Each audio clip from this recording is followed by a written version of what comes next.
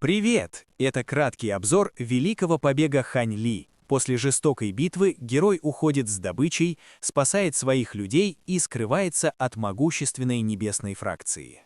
Во-первых, красивый уход с трофеями. С помощью верного защитника Хань Ли прорывает магический барьер и срывает нереальный куш, возвращает утерянное супероружие, забирает мощные кольца для захвата противников и горы редчайших ресурсов для создания эликсиров. Во-вторых, своих не бросает. Понимая, что секта рушится, он тайно эвакуирует 3 самых преданных слуг в безопасный нейтральный город, арендует им элитное убежище на 300 лет вперед и оставляет кучу ресурсов для спокойной жизни и развития, пока сам уходит в бега. Наконец, масштаб угрозы поражает. Убитый враг был элитой могущественной небесной фракции, и теперь за Хань Ли начинается безжалостная охота. Чтобы залечь на дно, он плывет на гигантском корабле сквозь бушующие штормы в абсолютно изолированное море черного ветра, пока враги захватывают остатки его бывшего дома. Вооруженный крутыми артефактами и четким планом, герой уходит в неизвестность, навстречу новым интригам. А теперь слушаем дальше.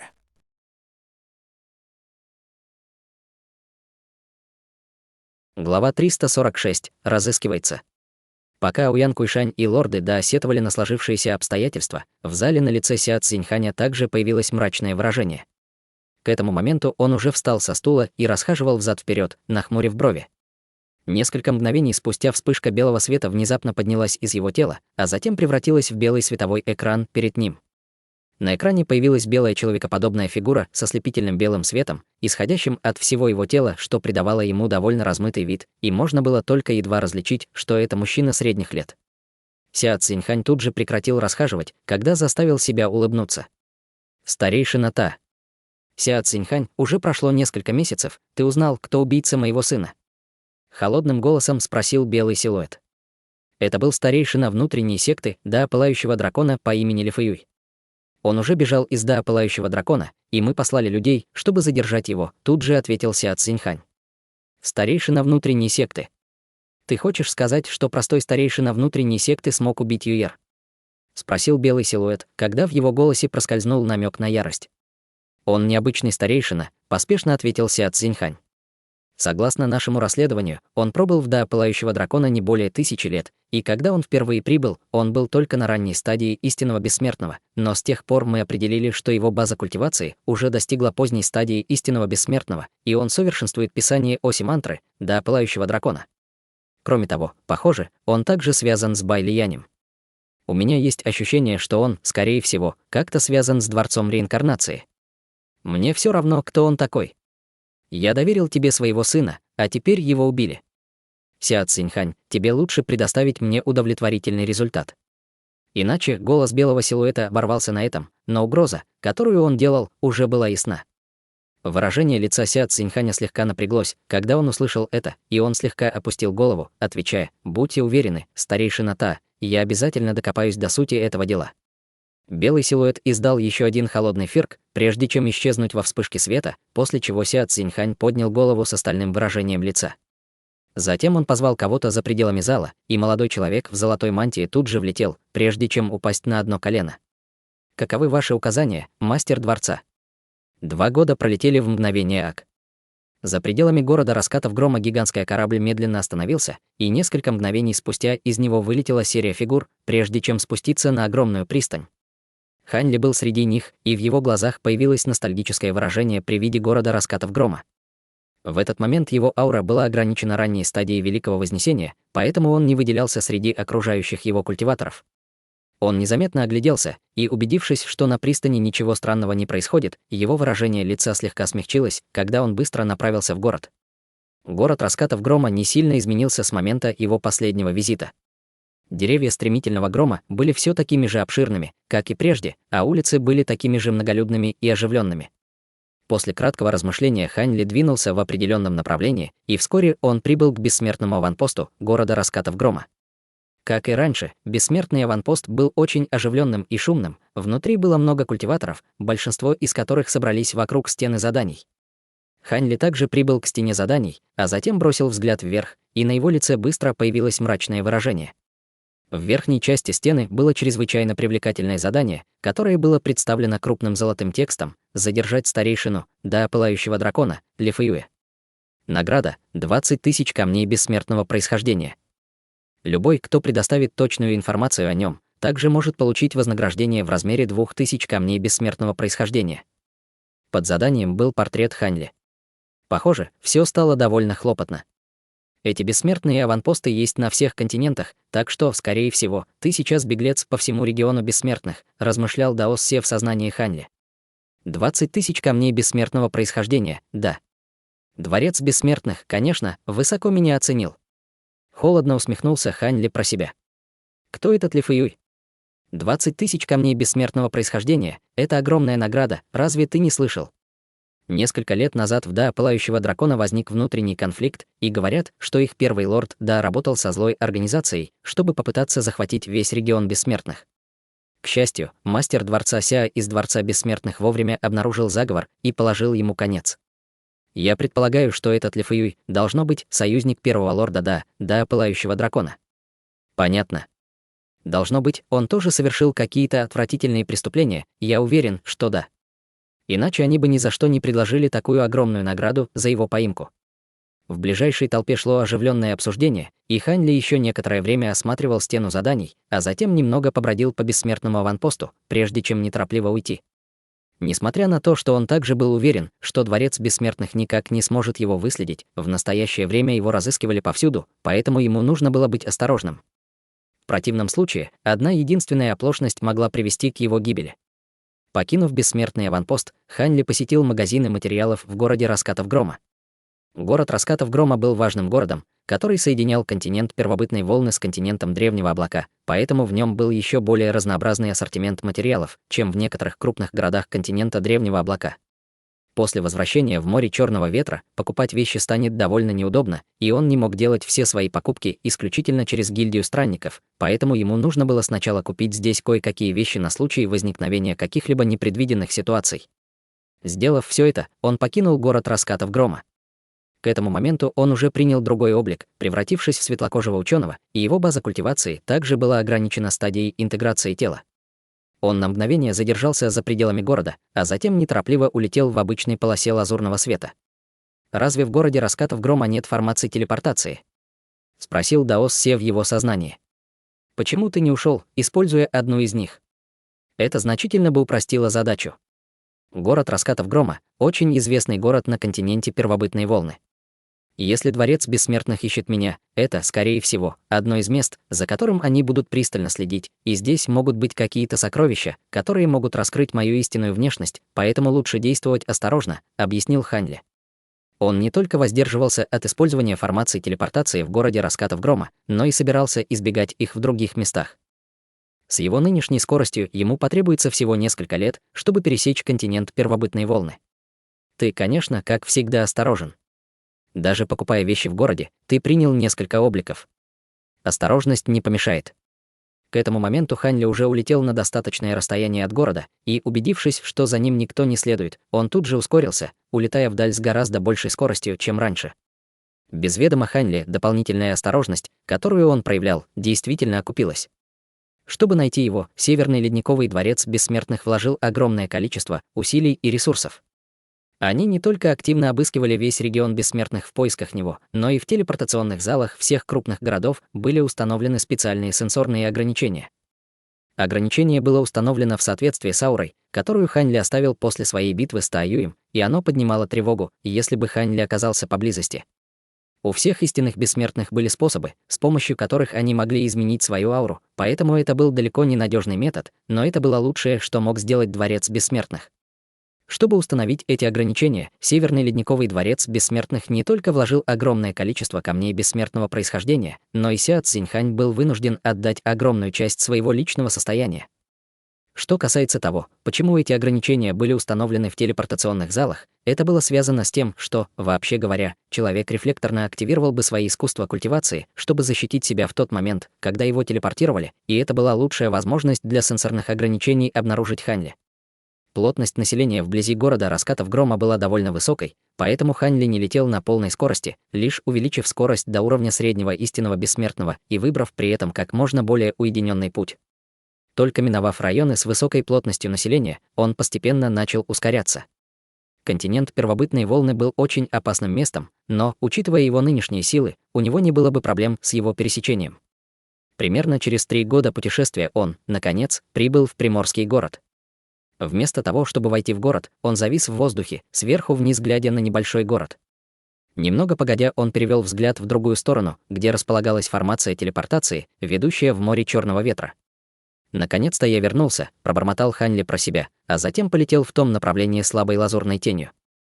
Несмотря на то, что уже прошло много лет, он, естественно, не забыл, где находится формация телепортации, и вскоре он был близок к тому, чтобы достичь этого места. Внезапно он остановился, и его брови слегка нахмурились. Как оказалось, Приморская пещера исчезла, и ее заменил город. Город был не очень большим, всего менее 10 километров в размере, и его стены были построены из гигантских белых кирпичей, высотой около 90 метров. Весь город был окутан плотным световым барьером, который испускал мягкое белое свечение, и сквозь световой барьер можно было увидеть ряд высоких зданий. В центре города находилась белая пагода, которая была намного выше окружающих городских стен, являя собой великолепное зрелище. Были только одни городские ворота, над которым висела табличка с надписью «Город морского вида». Хань Ли на мгновение охватил окружающее пространство своим духовным чувством, прежде чем приземлиться за городскими воротами, где уже была длинная очередь из культиваторов, ожидающих входа в город. В этот момент Хань Ли замаскировался под молодого человека с желтым цветом лица, и его база культивации также была ограничена до стадии интеграции тела, так что он совсем не выделялся.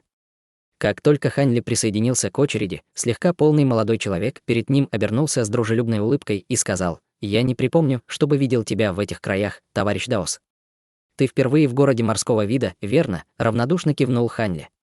Молодой человек, казалось, совершенно не обращал внимания на довольно холодное поведение Хань Ли, и его улыбка осталась неизменной, когда он спросил: «Откуда ты, товарищ Даос?» «Ты тоже приехал сюда, потому что хочешь поохотиться на морских демонов-зверей?» Хань Ли не ответил, лишь взглянув на молодого человека, чтобы обнаружить, что он находится на поздней стадии интеграции тела. Улыбка молодого человека слегка напряглась при виде слегка враждебного взгляда Хань Ли, и на его лице появилось неловкое выражение, когда он сказал: «Прошу прощения за мою грубость. Меня зовут Цинь Чжун, и у меня приличная репутация в этом городе. Если вы хотите сформировать команду охотников на зверей-демонов, вы можете обратиться ко мне в любое время».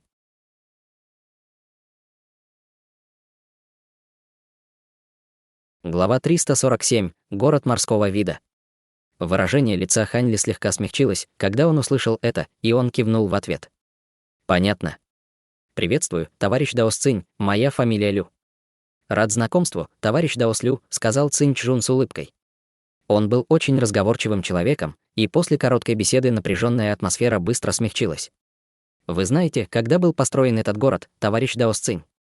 «Я приезжал сюда однажды несколько сотен лет назад, и этого города тогда еще не существовало», — спросил Хань Ли. Этот город был построен чуть более 100 лет назад, и в городе есть формация телепортации, ведущая в море черного ветра, поэтому в городе часто появляются специальные местные продукты из этого региона. В результате он становится все более известным и привлекает множество людей, поэтому в последнее время он довольно процветает, объяснил Цинь Чжун. «Понятно», — ответил Хань Ли, кивнув, и его сердце слегка упало, когда он услышал это. Это было признаком того, что связь моря черного ветра с внешним миром значительно улучшилась, что, возможно, было хорошо для моря черного ветра. В конце концов, море черного ветра было гораздо менее изобильно ресурсами для культивации, чем остальная часть северного ледникового региона бессмертных, так что это определенно было хорошей новостью для культиваторов в этом районе. Однако это определенно не было обнадеживающей новостью для Хань Ли, который пытался залечь на дно. Пока они разговаривали друг с другом, очередь продолжала продвигаться вперед, и вскоре наступила их очередь. После уплаты вступительного взноса Хань Ли быстро пропустили в город. Все в городе морского вида создавало ощущение новизны. Земля и улицы были практически нетронутыми, как и ожидалось от недавно построенного города. Хань Ли огляделся, а затем бросил взгляд на пагоду вдалеке. Белая пагода имела 5 этажей, и над ней парили 5 синих нефритовых столбов, каждый из которых высотой в несколько десятков метров и толщиной с ведро, с бесчисленными рунами, начертанными на них. 5 нефритовых столбов излучали синий свет и вспышки грозных колебаний пространственной силы, которые резонировали друг с другом. Цинь-чжун видел, как Хань Ли смотрит на пагоду, и спросил: «Вы, должно быть, направляетесь в море Черного ветра, верно?» Товарищ Даослю. Хань Ли кивнул в ответ, а затем спросил: «Телепортация все еще происходит раз в столетие?» Он не пытался скрыть свои намерения отправиться в море Черного ветра, поскольку многие люди, прибывшие в этот город, направлялись к тому же пункту назначения. «Верно. Вы приехали в очень удачное время, так как следующая телепортация состоится менее чем через 2 года. Однако в данный момент есть много людей, желающих отправиться в море Черного ветра, поэтому конкуренция за место очень высока, и вам, скорее всего, будет непросто получить одно из них», многозначительным тоном сказал Цинь-чжун. «Похоже, у вас есть способ обеспечить себе место. Если это так, пожалуйста, просветите меня», сказал Хань Ли. Действительно, судя по количеству людей в городе, места для телепортации, скорее всего, будут пользоваться большим спросом. Конечно, если бы он продемонстрировал свою истинную силу, то смог бы без труда обеспечить себе место, но это могло бы раскрыть его личность, поэтому, если бы он мог вместо этого получить место у Цинь-чжуна, он был бы готов сделать это, даже по завышенной цене. «На самом деле, у меня сейчас есть одно место, и если вам интересно, мы можем поговорить более подробно», сказал Цинь-чжун, взглянув на ближайший ресторан с загадочной улыбкой на лице. «Конечно», — ответил Хань Ли, кивнув. Они вдвоем вошли в ресторан, попросили кабинку, а затем заказали еду и вино. Чистое спиртное этого ресторана довольно изысканное.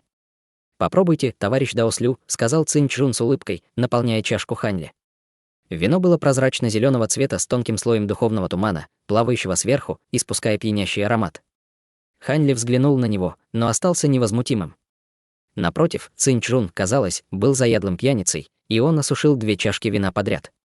Как раз когда Цинь-чжун собирался наполнить свою чашку в 3-й раз, Хань Ли наконец вмешался: «Давайте оставим выпивку на потом, товарищ Даос Цинь. Как насчет того, чтобы сначала обсудить место для телепортации? Прошу прощения, товарищ Даослю. Я больше не нуждаюсь в еде и напитках, но я никогда не мог отказаться от хорошей еды и вина.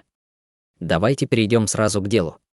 Я вижу, что вы довольно прямой и откровенный человек, поэтому я не буду тратить ваше время». Цинь-чжун поставил чашку, пока говорил, и на его лице появилось серьезное выражение. «Продолжайте», — подсказал Хань Ли. «Вы впервые здесь, в городе морского вида, поэтому, вероятно, не знакомы с положением дел. Сейчас есть много людей, которые хотят отправиться в море Черного ветра, но по какой-то причине море Черного ветра значительно ужесточило регулирование мест для телепортации, поэтому не каждый может получить одно из них только с помощью камней бессмертного происхождения. Кроме того, вам нужно, чтобы за вас поручились какие-то местные силы, поэтому посторонним стало гораздо труднее попасть в море Черного ветра», начал Цинь-чжун. «Я всегда слышал, что море Черного ветра отличается от других мест в царстве бессмертных тем, что это относительно изолированный район, и что большинство его культиваторов являются потомками земных бессмертных, поэтому их нельзя винить за попытки снизить риск. Расскажите мне о месте, которое у вас есть, товарищ Даос Цинь», сказал Хань Ли. В поведении Хань Ли, похоже, не было никакой срочности, поэтому Цинь-чжун мог только продолжить: «Мое место на самом деле не принадлежит мне. Вместо этого оно принадлежит моей хорошей подруге. Первоначально она планировала отправиться в море Черного ветра по каким-то делам, но так получилось, что она достигла критического момента в своей культивации и нуждается в каких-то пилюлях, и именно поэтому она пытается продать свое место». «Понятно, но если место для телепортации действительно пользуется таким спросом, то наверняка она смогла бы продать его давным-давно, вместо того, чтобы держать его до сих пор. Так почему же оно у нее все еще есть?» спросил Хань Ли. «По правде говоря, моя подруга в данный момент испытывает нехватку средств, поэтому она просит довольно высокую цену за это место», признался Цинь-чжун. Хань Ли на самом деле почувствовал облегчение, услышав это, и спросил, сколько она просит за это место. 15 камней бессмертного происхождения, ответил Цинь-чжун после краткого колебания. 15. Если я правильно помню, каждое место раньше стоило 5 камней бессмертного происхождения, сказал Хань Ли, подняв бровь. Места все еще продаются по 5 духовных камней каждое, но, как вы знаете, спрос сейчас довольно высок, и время от времени места появляются на черном рынке по цене около 10 камней бессмертного происхождения каждое.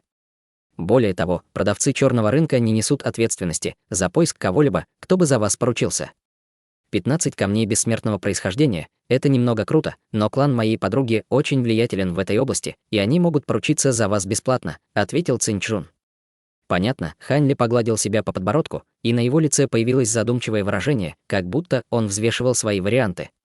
Вы, вероятно, не знаете этого, товарищ Даослю, но в данный момент море Черного ветра все больше ужесточает правила использования своих формаций телепортации. Все, кто въезжает и выезжает из моря Черного ветра, тщательно проверяются, и если кто-то создаст какие-либо проблемы в море Черного ветра, то сила, которая за него поручилась, получит очень суровое наказание. Следовательно, уважаемые силы в городе обычно не желают ручаться за посторонних, и даже если вы заплатите кому-то за это, 5 камней бессмертного происхождения может быть недостаточно, поспешно добавил Цинчжун. В таком случае, почему ты так уверен, что клан твоей подруги будет готов поручиться за меня? Спросил Хань Ли. Моя подруга уже предусмотрела такую возможность, поэтому она попросила меня познакомиться с кем-нибудь, прежде чем предлагать ему место для телепортации. Мы только что познакомились, но по нашему разговору по дороге сюда я могу сказать, что вы не какой-то отвратительный человек, объяснил Цинчжун с улыбкой. Хань Ли кивнул в ответ. Хорошо, тогда я согласен на ваше предложение. В глазах Цинчжуна мелькнул проблеск радости, когда он услышал это, и он поспешно сказал: в таком случае я сообщу своей подруге, чтобы она немедленно пришла сюда. Хорошо, я подожду здесь, пожалуйста, возвращайтесь скорее, ответил Хань Ли, кивнув. Цинчжун осушил свою чашку с вином, а затем поднялся на ноги и сложил кулак в прощальном приветствии Хань Ли, прежде чем быстро покинуть кабинку. После его ухода Хань Ли тоже поднялся на ноги, а затем подошел к окну и бросил взгляд на белую пагоду вдалеке, нахмурив брови. Похоже, с момента его отъезда в море Черного ветра произошли некоторые существенные изменения, и он не был уверен, принял ли он правильное решение, вернувшись. Час пролетел в мгновение ока, и Цинчжун, наконец, вернулся с улыбкой на лице. За ним шла фигура, одетая в белое, в вуалированной конической шляпе, которая скрывала ее черты лица. Фигура приподняла вуаль, чтобы открыть набор потрясающих черт лица, но ее кожа была неестественно бледной, как будто на ее коже был слой иния, и все ее тело испускало ледяную ауру. «Извините, что заставила вас так долго ждать, товарищ Даослю», сказала Цинчжун извиняющимся тоном. «Все в порядке», ответил Хань Ли, кивнув, а затем бросил вопросительный взгляд на женщину в белом. «Верно, это моя подруга, у которой есть место для телепортации». Цинчжун взглянул на женщину, пока говорил, и его глаза были полны нежности, что ясно указывало на то, что он был по уши влюблен в нее. Женщина слегка покраснела и застенчиво посмотрела на Цинчжуна, но в ее глазах тоже был намек на нежность. Они оба явно совершенствовались бесчисленное количество лет, но вели себя, как пара молодых влюбленных голубков, и Хань Ли не мог не закатить глаза про себя, увидев это. «Меня зовут Сюэло, рада знакомству, товарищ Даослю», сказала женщина Хань Ли немного застенчиво. «Это честь для меня, небесная дева Сюэ. Могу ли я увидеть жетон телепортации?» Спросил Хань Ли. И Цинчжун, и Сюэло были на пике стадии интеграции тела, и аура последней слегка колебалась, и это было предвестником скорого прорыва. «Конечно». Сюэло вытащила черный жетон размером с ладонь, на одной стороне которого были начертаны слова «черный ветер», а на другой — «телепортация». Жетон был идентичен тому, который Хань Ли однажды получил от хозяина острова Черного ветра, и он кратко осмотрел его, прежде чем кивнуть, а затем взмахнул рукавом над столом, чтобы достать 10 камней бессмертного происхождения. Брови Сюэло слегка нахмурились, когда она увидела это, и лицо Цинчжуна тоже слегка омрачилось, когда он сказал: «Товарищ Даослю, мы договорились о 15 камнях бессмертного происхождения».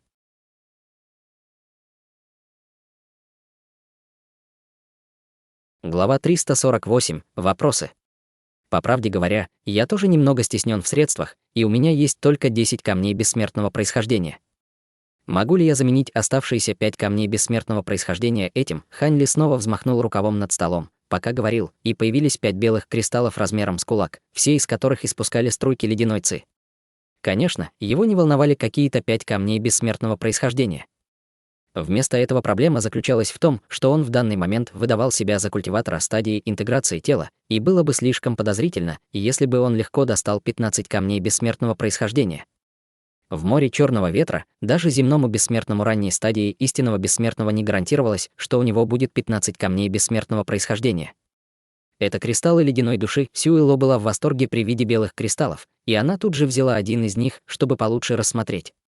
Цинчжун собирался возразить, но тут же решил придержать язык, увидев реакцию Сюэло. «Я хотел бы заменить 5 камней бессмертного происхождения на эти 5 кристаллов ледяной души. Это приемлемо?» — спросил Хань Ли. «Это хорошее предложение», — тут же ответила Сюэло, кивнув, а затем тут же убрала кристаллы, как будто боялась, что Хань Ли передумает. На лице Хань Ли появилась слабая улыбка, когда он также неторопливо убрал жетон.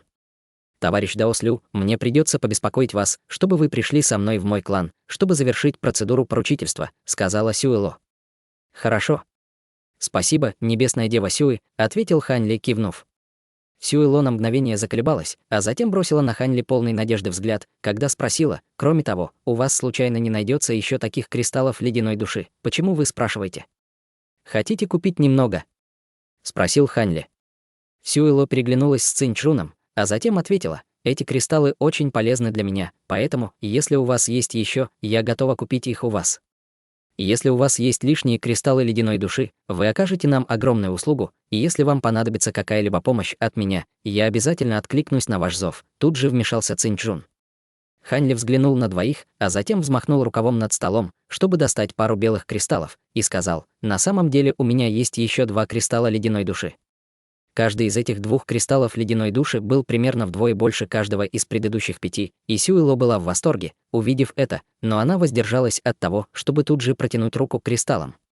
Вместо этого она глубоко вздохнула, а затем спросила: «Не могли бы вы продать их мне, товарищ Даослю? Я обязательно дам вам удовлетворительную компенсацию.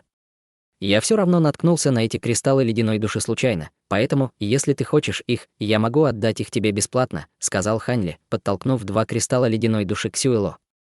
В глазах Сюэло мелькнул проблеск удивления, когда она услышала это, и она покачала головой, отвечая: «Я не могу просто принять такой ценный подарок бесплатно. Пожалуйста, назовите цену, товарищ Даос. В таком случае, как насчет этого? Видя, что вы родом из известного клана в городе морского вида, я уверен, что у вас должно быть много источников информации. Произошло ли что-нибудь важное в море Черного ветра в последнее время? Кроме того, почему море Черного ветра внезапно стало настолько строже в проверке людей, желающих попасть в регион? Если вы сможете ответить на эти 2 вопроса, я отдам вам эти 2 кристалла ледяной души», — сказал Хань Ли. В глазах Сюэло и Цинчжуна мелькнул проблеск радости, когда они услышали это, и первая спросила: «Это серьезное предложение?» «Вполне серьезное», — без колебаний ответил Хань Ли. Сюэло на мгновение задумалась, а затем сказала: «Хотя город морского вида и город Черного ветра разделены только одной формацией телепортации, между 2 местами нет большого потока информации, поэтому мы сами мало что знаем. Что касается крупных событий, происходящих в море Черного ветра, то все, что мы слышали, это битва между островом Черного ветра и островом Лазурного пера. В последнее время битва постепенно выходит на первый план и становится все более напряженной. Вы знаете, затронул ли этот конфликт другие, более уединенные части моря Черного ветра?» — спросил Хань Ли. «Я не уверена в этом, но я слышала от некоторых людей, приехавших из моря Черного ветра, что битва все еще ограничена только центральным регионом, в то время как районы за его пределами все еще относительно мирные. Это все, что я знаю о ситуации», — ответила Сюэло. Хань Ли кивнул в ответ. Судя по тому, что он только что услышал, остров Темной завесы, скорее всего, все еще не тронут. Кстати, я слышал от одного товарища Даоса, приехавшего из моря Черного ветра около 10 лет назад, о событии, которое там произошло, и которое, по-видимому, вызвало большой переполох, внезапно сказал Цинчжун. «А что это было за событие?» — спросил Хань Ли с оттенком любопытства в глазах. «Я не уверен в точных деталях, но, очевидно, выброшенный шторм вокруг некоторых частей моря Черного ветра внезапно сошелся внутрь, уничтожив в процессе несколько островов», — ответил Цинчжун. «Я тоже об этом слышала. Выброшенный шторм — это естественный барьер, который изолирует море Черного ветра от остальной части региона бессмертных, и он существует уже бесчисленное количество лет, но до этого момента ничего подобного не случалось», — вмешалась Сюэло. «Понятно. Может ли кто-нибудь из вас дать ответ на мой второй вопрос?» — спросил Хань Ли. Сюэло и Цинчжун переглянулись, прежде чем оба покачали головой в ответ. Многие люди в городе морского вида на самом деле пытались выяснить, почему правила внезапно стали такими строгими, но до сих пор никому не удалось докопаться до сути. Брови Хань Ли слегка нахмурились в задумчивости, когда он ответил: «Понятно. В любом случае, вам удалось ответить на один из моих вопросов, так что вы можете взять один из этих кристаллов ледяной души». «Спасибо, товарищ Даослю». Сюэло взяла один из кристаллов, прежде чем убрать его, а затем бросила взгляд на другой кристалл, когда спросила: «Не могли бы вы продать этот кристалл ледяной души за 2 камня бессмертного происхождения?» Хань Ли не отказался от этого предложения, и они втроем еще немного посидели в кабинке, прежде чем уйти. Хань Ли отправился в клан Сюэ вместе с ними, и это был большой торговый дом, расположенный в восточной части города морского вида. Сюэлу оказалась довольно заслуживающей доверия, быстро завершив процедуру поручительства за Хань Ли. Таким образом, обе стороны получили то, что хотели, и это была беспроигрышная ситуация. Хань Ли тактично отклонил предложение Сюэлу остаться и насладиться гостеприимством клана Сюэ, а затем поспешно ушел. Все прошло довольно гладко, заметил Даос Се в сознании Хань Ли. Действительно, ответил Хань Ли, перевернув руку, чтобы достать белый значок. На одной стороне значка было выгравировано изображение странной белой птицы с плоской головой и орлиным клювом, а на другой стороне был начертан иероглиф Сюэ. Это был жетон клана Сюэ, и его ему подарила Сюэло. В глазах Хань Ли появилось задумчивое выражение, когда он рассматривал белый значок. «Что-то не так со значком?» — спросил Даос Се. «Нет, мне просто кажется, что птица, выгравированная на нем, довольно интересная», — ответил Хань Ли, покачав головой. Он уже видел этот рисунок в море Черного ветра, и, если он правильно помнит, это был символ большого острова недалеко от острова Темной завесы, острова под названием Остров Снежного Коршуна. Согласно записям на острове Темной завесы, все жители острова Снежного Коршуна внезапно исчезли десятки тысяч лет назад, и это до сих пор остается неразгаданной тайной. Хань Ли задавался вопросом, не связан ли клан Сюэ как-то с островом Снежного Коршуна, но он быстро избавился от этой тривиальной мысли и убрал значок, когда на его лице появилось беспокойство. «Ты все еще беспокоишься об изменениях, которые произошли в море Черного ветра? Разве ты не говорил, что самый грозный культиватор там — это хозяин моря Черного ветра, и он всего лишь земной бессмертный поздней стадии истинного бессмертного? Если это так, то тебе, конечно же, нечего бояться», — сказал Даос Се. «Это может быть правдой, но почему-то я не могу избавиться от этого чувства беспокойства», — ответил Хань Ли. «Я думаю, ты становишься немного параноиком от того, что тебе постоянно приходится беспокоиться о том, что тебя схватит Небесный двор», — сказал Даос Се. «Возможно», — самоуничижительно ответил Хань Ли, но беспокойство на его лице нисколько не уменьшилось. Пока они разговаривали друг с другом, Хань Ли прибыл на улицу в восточной части города. В этот момент был полдень, и улица была заполнена людьми, большинство из которых обладали высокими базами культивации. Среди них было немало культиваторов стадии пространственного закаливания и интеграции тела, и, скорее всего, это были странствующие культиваторы, которые приехали сюда, чтобы купить разные вещи. Большинство магазинов, расположенных вдоль улицы, были магазинами материалов, и все духовные растения и материалы демонов-зверей, продаваемые внутри, были довольно свежими, что ясно указывало на то, что они были недавно добыты. Хань Ли хотел отвлечься от своих нынешних забот, поэтому он начал бесцельно бродить по магазинам. Город морского вида был не очень большим, и в нем было не так много магазинов, но предлагаемые товары отличались большим разнообразием, и он смог найти кое-какие нужные ему вещи, тем самым немного улучшив свое настроение.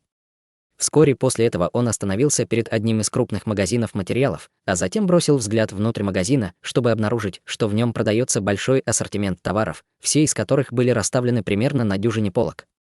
На лице Хань Ли появилась слабая улыбка, когда он вошел внутрь, и как раз в этот момент молодой человек в белой мантии вышел из магазина. Они прошли мимо друг друга, и Хань Ли остановился как вкопанный, прежде чем повернуться, чтобы посмотреть на удаляющуюся фигуру молодого человека в белой мантии с оттенком удивления в глазах. Молодой человек в белой мантии демонстрировал базу культивации, поздней стадии интеграции тела, но Хань Ли тут же смог определить, что он является культиватором ранней стадии истинного бессмертного.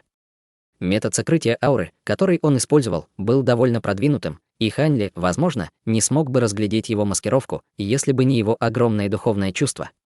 Молодой человек в белой мантии не заметил взгляда Хань Ли, и он быстро растворился в толпе, а Хань Ли убрал взгляд и вошел в магазин. Это было очень обычным явлением для культиваторов скрывать свою базу культивации.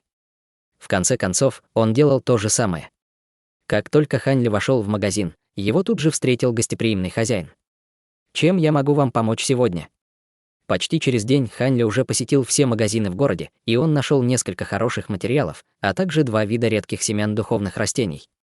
Возможно, это было связано с тем, что это был недавно построенный город в довольно уединенном месте, но здесь не было бессмертного аванпоста, и это немного успокоило Хань Ли. В этот момент он стоял в центральной части города, недалеко от Белой пагоды. Под ночным небом пагода испускала слабое белое свечение, которое соответствовало сиянию луны, являя собой чудесное зрелище. В этот момент ворота пагоды были плотно закрыты, что делало невозможным для кого-либо заглянуть внутрь. Хань Ли не стал использовать свое духовное чувство, чтобы насильно осмотреть внутреннюю часть пагоды, и, пробыв там еще немного, он повернулся, чтобы уйти, сняв комнату в отдаленной гостинице к западу от города, прежде чем уединиться.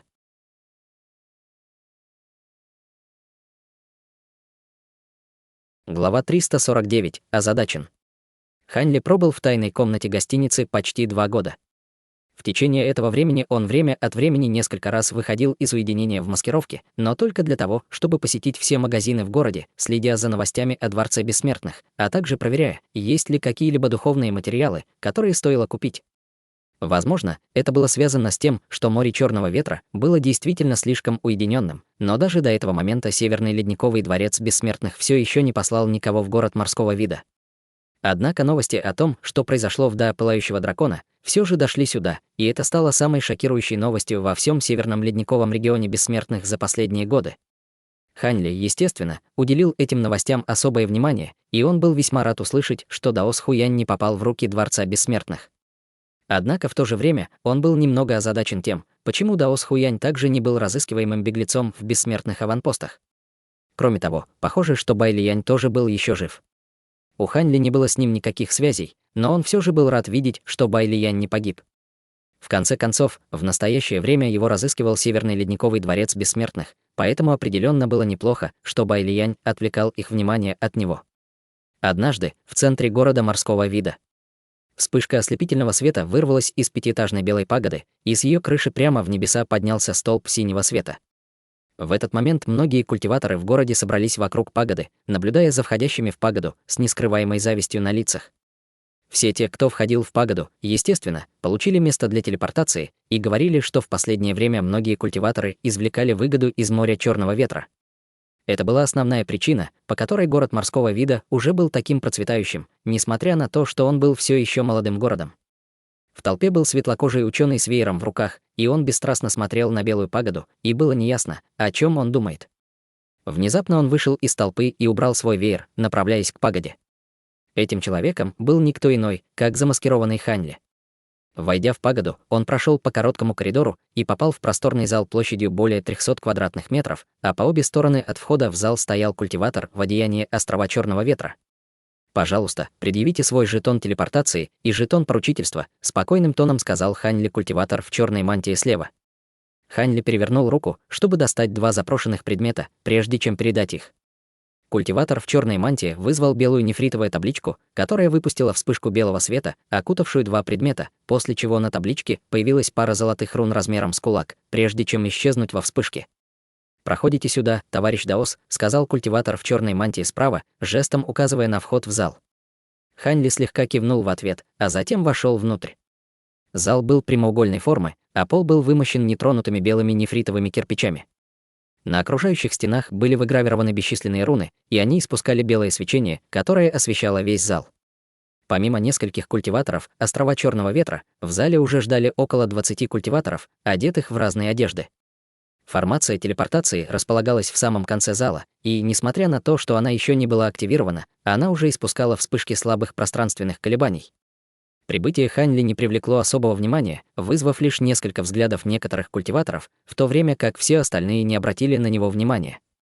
Он небрежно обвел взглядом зал, направляясь к пустому углу зала, где сел, скрестив ноги. Его выражение лица оставалось неизменным, но на самом деле он был весьма заинтригован, заметив, что культиватор в белой мантии, который скрывал свою базу культивации, с которым он столкнулся при первом входе в город морского вида, стоял не более чем в 60 метрах от него. Само по себе это не было бы достойно внимания. В конце концов, для истинного бессмертного не было ничего странного в том, чтобы отправиться в море Черного Ветра. Что действительно привлекло внимание Хань Ли, так это то, что вокруг молодого человека в белой мантии было 5 или 6 культиваторов, все из которых также были истинными бессмертными, которые скрывали свои истинные базы культивации. В частности, один из них, мужчина средних лет с квадратным лицом и тонкими бровями, был на поздней стадии истинного бессмертного, занимая вместе с Хань Ли место 2 самых грозных присутствующих культиваторов. Было довольно примечательно, что такая грозная группа коллективно отправлялась в море Черного Ветра, но пока они не вставали у него на пути, Хань Ли, конечно, не собирался вмешиваться в их дела. Время медленно шло, и за следующие 2 часа прибыло еще около дюжины культиваторов. Как раз в этот момент появился пожилой человек в черной мантии и заявил: «Извините, что заставил вас всех ждать, сейчас самое время активировать формацию телепортации». Это заявление тут же вызвало переполох в толпе, и все культиваторы, которые медитировали, открыли глаза и поднялись на ноги. Хань Ли поднялся на ноги вместе со всеми остальными и обнаружил, что уже встречался с этим пожилым человеком в черной мантии однажды. Это был странствующий бессмертный, которого называли старейшиной. Я уверен, что вы все знаете, что в наши дни все немного иначе, чем было раньше, поэтому перед тем, как войти в море черного ветра, мне придется провести вас всех через эту сенсорную формацию, сказал пожилой человек в черной мантии, поднимая руку и делая печать рукой. Несколько нефритовых кирпичей на полу между пожилым человеком и всеми остальными внезапно загорелись золотым светом, после чего изнутри вылетела серия золотых рун, которые быстро переплелись в воздухе, образуя кольцо золотого света размером около 3 метров. Внутри золотого кольца непрерывно кружились в воздухе шары золотого света разных размеров. В глазах Хань Ли мелькнул проблеск синего света, и он обнаружил, что каждый из этих шаров света образован бесчисленными золотыми рунами текста печати. Его выражение лица оставалось неизменным, но его сердце слегка упало, когда он увидел это. Большинство присутствующих культиваторов, казалось, уже знали, что это произойдет, и за исключением нескольких, которые продемонстрировали удивленную реакцию, остальные начали один за другим проходить сквозь кольцо света. Всякий раз, когда кто-то проходил сквозь кольца света, шары золотого света вокруг него слегка содрогались и демонстрировали некоторые незначительные изменения. Тем временем взгляд старейшины и все это время оставался твердо прикованным к кольцу света, как будто он что-то наблюдал. Вскоре около дюжины человек уже прошли сквозь кольцо жизни и вошли в формацию телепортации. Даже культиватор в белой мантии, которого Хань Ли заметил ранее, уже прошел сквозь кольцо света, и до этого момента никаких отклонений не было обнаружено. Вместо того, чтобы немедленно приблизиться к кольцу света, Хань Ли направился к молодой женщине с фиолетовыми волосами, стадии интеграции тела, рядом с ним и сказал: «Приветствую, товарищ Даос, я Ло Фэн с острова Темной Завесы. Мне пришлось покинуть море черного ветра из-за клановых дел несколько сотен лет назад, и в то время этой процедуры еще не было введено. Может быть, в море черного ветра недавно что-то произошло, судя по ее одежде, она, казалось, была культиватором с острова Кедровых Даров, который, как вспомнил Хань Ли, был связан с островом черного ветра. Молодая женщина с фиолетовыми волосами как раз собиралась направиться к кольцу света, когда остановилась, а затем повернулась к Хань Ли и объяснила: «Если вы отсутствовали несколько столетий, то неудивительно, что вы об этом не знаете. Это новое правило, установленное хозяином острова Лу столетий назад, и я не знаю точных причин, но, похоже, это как-то связано с определенным злым культиватором». «Понятно. Спасибо, что просветили меня, товарищ Даос», ответил Хань Ли с улыбкой, сложив кулак в приветствии. Молодая женщина с фиолетовыми волосами небрежно махнула рукой, прежде чем двинуться вперед. Тем временем мысли Хань Ли лихорадочно метались, когда он снова бросил взгляд на кольцо золотого света. Его первой мыслью, когда он услышал упоминание о злом культиваторе, было то, что это должен был быть он сам. В конце концов, он убил Таюя, который явно был очень важной фигурой, и было бы логично, если бы Дворец Бессмертных счёл его злым культиватором. Однако затем он быстро решил, что, скорее всего, это не так. Мало того, что до этого он не слышал о каких-либо связях между островом Черного Ветра и Дворцом Бессмертных, тот факт, что это ограничение было установлено уже столетия назад, указывал на то, что оно явно не имеет к нему никакого отношения. В конце концов, в то время он все еще был в Да Пылающего Дракона и не делал ничего предосудительного. Кроме того, культиватор в белой мантии не вызвал никакой реакции ограничения, поэтому казалось, что это ограничение не обращает внимания на истинную базу культивации человека. Пока эти мысли проносились в голове Хань Ли, все больше культиваторов продолжали проходить через золотую формацию. К этому моменту вокруг него почти никого не осталось, и другие истинные бессмертные, скрывавшие свои истинные базы культивации, также вошли в формацию телепортации. Таким образом, он глубоко вдохнул, прежде чем войти в кольцо золотого света. Окружающие шары золотого света в унисон содрогнулись, после чего вспышка нежной силы мгновенно окутала все его тело, обтекая его, как струящаяся вода. Выражение лица Хань Ли оставалось неизменным, пока он продолжал идти. 1 шаг, 2 шаг, 3 шаг, все это время старейшина и продолжал внимательно изучать золотую формацию, заложив руки за спину. Кольцо золотого света не охватывало очень большую площадь, и Хань Ли смог пройти сквозь него всего за несколько шагов без каких-либо происшествий, к его большому облегчению. Вскоре после этого оставшиеся несколько культиваторов также прошли через сенсорные ограничения без каких-либо происшествий. Только тогда старейшина и слегка кивнул, прежде чем взмахнуть рукавом в воздухе, чтобы развеять ограничения. В то же время из другого его рукава вырвались полосы синего света, прежде чем приземлиться на Хань Ли и остальных, открывая серию синих талисманов. В следующее мгновение формация телепортации зажглась ослепительным сиянием, и все поле зрения Хань Ли было полностью заполнено белым светом. Долгое время спустя сцена вокруг него снова стабилизировалась, и он обнаружил, что находится в круглом зале. Это была внутренняя часть небесной звездной пагоды, острова Черного ветра, так что у Хань Ли были некоторые воспоминания об этом месте. Пожилая женщина с горбом, одетая в черную мантию, стояла перед формацией, и она улыбнулась, когда объявила: «Добро пожаловать в море Черного ветра, товарищи даосы». Все сложили кулаки в коллективном приветствии пожилой женщине, прежде чем выйти из формации и направиться к ближайшей арке. Хань Ли медленно шел в толпе, и внезапно он слегка замедлился, как будто что-то заметил. Только что он краем глаза заметил, что культиватор в белой мантии не следует за толпой. Вместо этого он остановился в зале, выйдя из формации телепортации, и то же самое относилось ко всем остальным скрытым истинным бессмертным. Пожилая женщина с горбом не стала возражать против этого, и Хань Ли стало еще любопытнее, кто эти люди.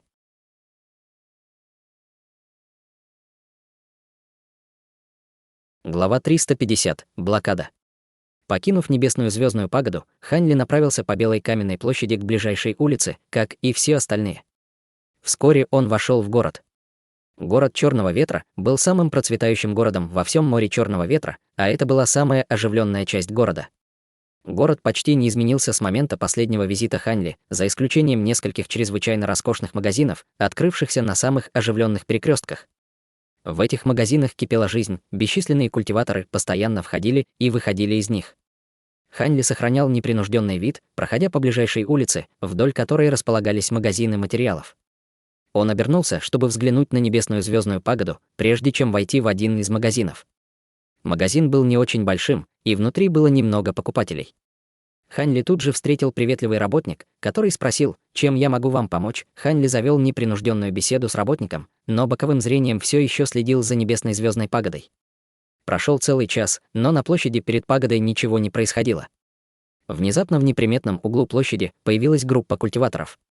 Это были горбатая пожилая женщина и группа скрытых истинных бессмертных. Замыкал процессию мужчина средних лет с квадратным лицом и тонкими бровями, истинный бессмертной поздней стадии. Как только группа появилась на площади, они тут же поднялись в воздух и улетели в определенном направлении, исчезнув из виду в мгновение ока. Увидев это, Хань Ли убедился в своих подозрениях. Если он правильно помнил, в том направлении находилось поместье хозяина острова.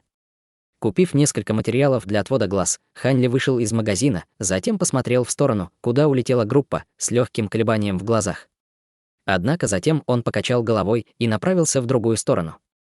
Независимо от того, как эти люди были связаны с хозяином острова Черного ветра или каковы были их намерения, они, скорее всего, не имели к нему никакого отношения, поэтому лучше было избежать привлечения ненужных проблем. Думая об этом, Хань Ли прошел еще несколько улиц и, выйдя из уединенного переулка, принял другую маскировку, превратившись в желтокожего мужчину. С помощью маски гильдии странников принимать маскировку было очень легко, поэтому он менял внешность практически в каждом месте, которое проходил. После этого он начал исследовать город Черного ветра, пополняя запасы.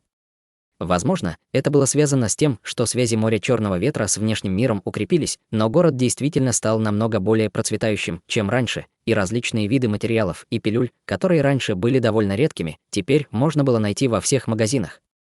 Почти полдня спустя Хань Ли поднялся в воздух полосой лазурного света, прежде чем улететь вдаль. Вскоре после этого он спустился на площадь перед поместьем хозяина острова. На первый взгляд, это место тоже не сильно изменилось, за исключением того, что поместье в настоящее время было окутано слоями световых барьеров разных цветов, а также рядом патрулировали несколько культиваторов, что указывало на то, что охрана стала намного строже, чем раньше. Хань Ли не стал здесь долго задерживаться и направился к дворцу талисманов и писем, где выдавались задания. Во дворце собралось гораздо больше культиваторов, чем во время его последнего визита, а количество заданий на каменной стене внутри также значительно увеличилось. Кроме того, содержание заданий тоже сильно изменилось, и появилось много новых. Были даже задания, предлагающие награду за убийство определенных культиваторов с острова Лазурного пера, каждая со своей соответствующей наградой. Хань Ли быстро прочитал все задания на каменной стене, но не смог найти ни одного, связанного с ним самим или даже с Да Пылающего дракона. Однако он все еще не был полностью уверен. Он некоторое время прогуливался по залу, завязывая разговоры с другими культиваторами, которые тоже смотрели на задания, и только после того, как убедился, что нет никаких признаков преследования со стороны Дворца Бессмертных, он, наконец, смог вздохнуть с облегчением. Однако, прежде чем уйти, он взял задание на добычу определенного материала демона-зверя, чтобы избежать подозрений. Покинув дворец талисманов и писем, Хань Ли еще раз взглянул на поместье хозяина острова, а затем полетел к городским воротам полосой лазурного света. Однако на полпути к городским воротам раздался глухой грохот по всему острову, сопровождаемый шумом бьющихся волн. Хань Ли поспешно остановился, а затем огляделся, обнаружив, что вокруг города Черного ветра в небо взметнулись столбы синего света, образуя ограждение вокруг всего города. От столбов света исходили грозные энергетические колебания, заставляя окружающее пространство дрожать и содрогаться. Затем из столбов синего света начали подниматься волны водяного света, заставляя их изгибаться и сходиться к центру, быстро сливаясь воедино. Вскоре образовался толстый барьер синего света, охватывающий весь город. По световому барьеру пробегали бесчисленные волны, и было ясно, что это очень сложная формация. Брови Хань Ли слегка нахмурились, увидев это, и, немного подумав, он продолжил свой путь, быстро достигнув городских ворот.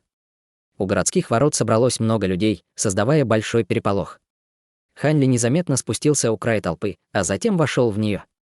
В этот момент группа культиваторов в начале очереди разговаривала с городским стражником в черной мантии. Что происходит? Почему внезапно активировалась защитная формация? Нам срочно нужно покинуть город. Не могли бы вы сделать исключение и пропустить нас? Хозяин острова Лу приказал активировать защитную формацию, так как мы только что получили известие, что некоторые культиваторы с острова Лазурного Пера намерены напасть на город Черного Ветра. Это всего лишь мера предосторожности, и как только угроза будет устранена, мы немедленно деактивируем формацию, объявил всем глава стражи, извиняющимся жестом сложив кулак. Хань Ли был довольно озадачен, услышав это.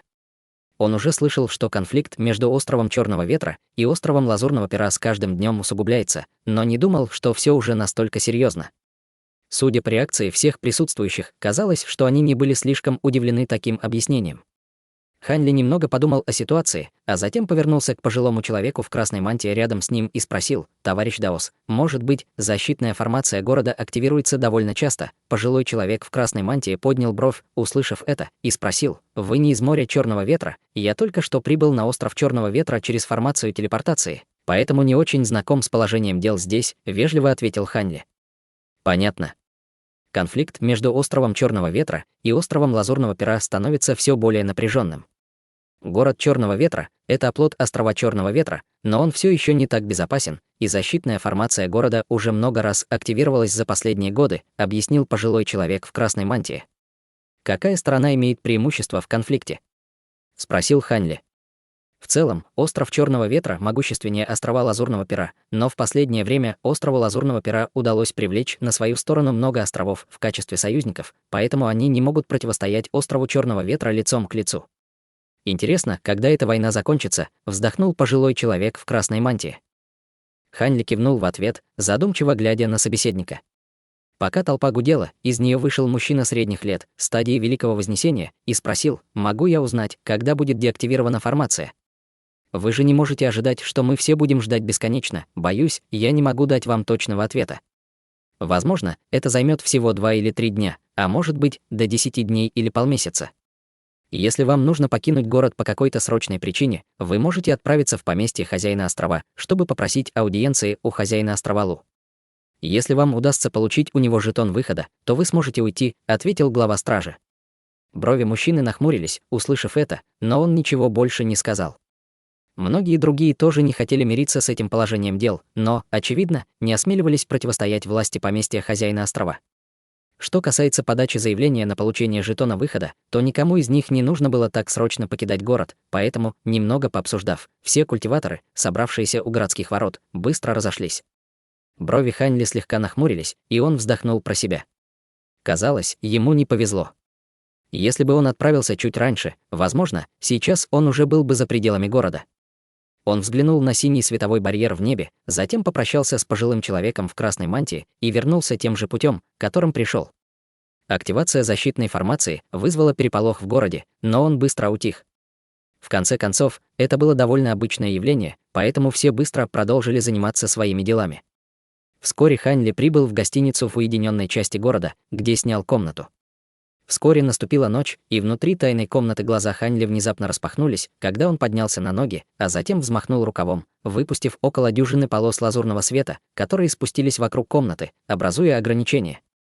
Сразу же после этого он сложил печать рукой, и над его телом появились дуги золотой молнии, которые быстро распространились наружу, образуя формацию золотой молнии. Затем формация молниеносной телепортации вспыхнула золотым светом, и он внезапно исчез с места.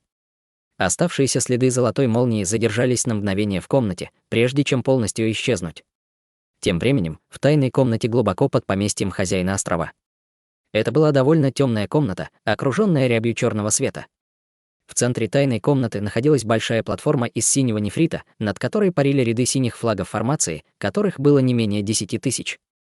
От этих флагов формации исходил ослепительный синий свет, образуя полусферический барьер синего света, окутывающий платформу из синего нефрита внизу.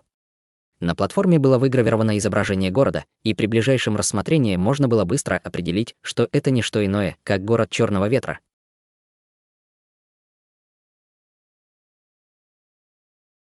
Друзья, эти главы – мастер-класс параноидального выживания. За голову Хань Ли Дворец Бессмертных обещает 20 тысяч камней, сумма, за которую стирают кланы с лица земли.